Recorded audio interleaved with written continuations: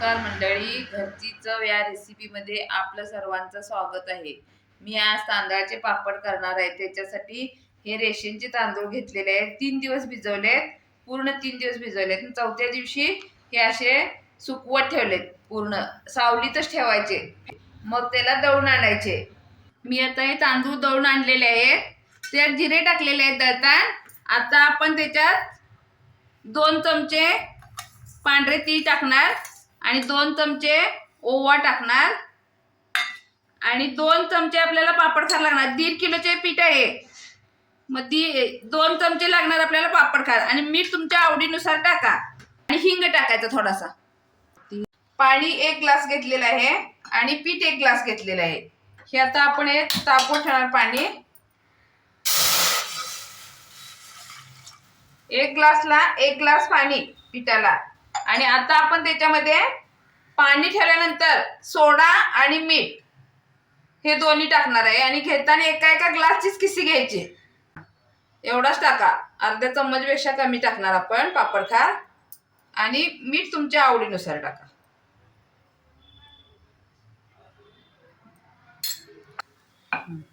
हे पाणी उकळ, आता आपण याच्यात असं पीठ टाकणार, झाकून ठेवणार 1 मिनिटासाठी। जाते पाणी असं बघा, मग हलवायचं। त्याच्या अगोदर बारीक गॅस करून घ्यायचा।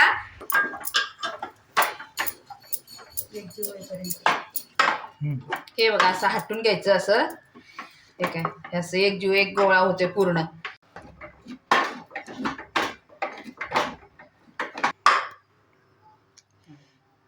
आता बघा हे एकसारखा गोळा झालाय ना, एकसारखा गोळा झाला। आपण कपड्यावर काढून घेतला आहे। कपडा थोडासा ओला करायचा आणि असा पॅक करून कॉटनच्या कपडा काढून घ्यायचा। गरम गरम असा मळून घ्या एकदम। हे डिंक भिजत घातलेलं आहे बघा, डिंकाचं पाणी लावायचं असं आणि ही बेलणी अशी घ्यायची, चिकटपट्टी लावून बेलणी तयार करायचा।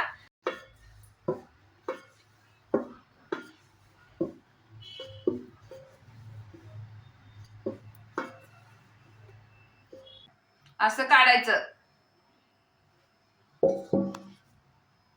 पहिलं तुम्ही असं वाळत घालून नंतर उन्हात वाळत घातलं तरी चालतं ते। आणि तुम्हाला कलर पाहिजे असेल तर पाण्याचाच कलर टाकून घ्यायचा। मी कलरचे पण करणार आहे, तुम्हाला नंतर वाळल्यानंतर दाखवणार ते कलरचे पण करणार आहे मी।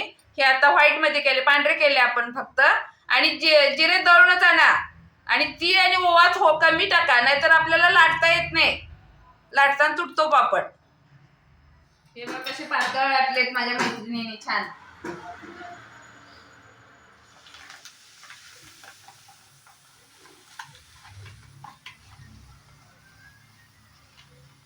हे बघा आपले पापड 4 पट फुललेत।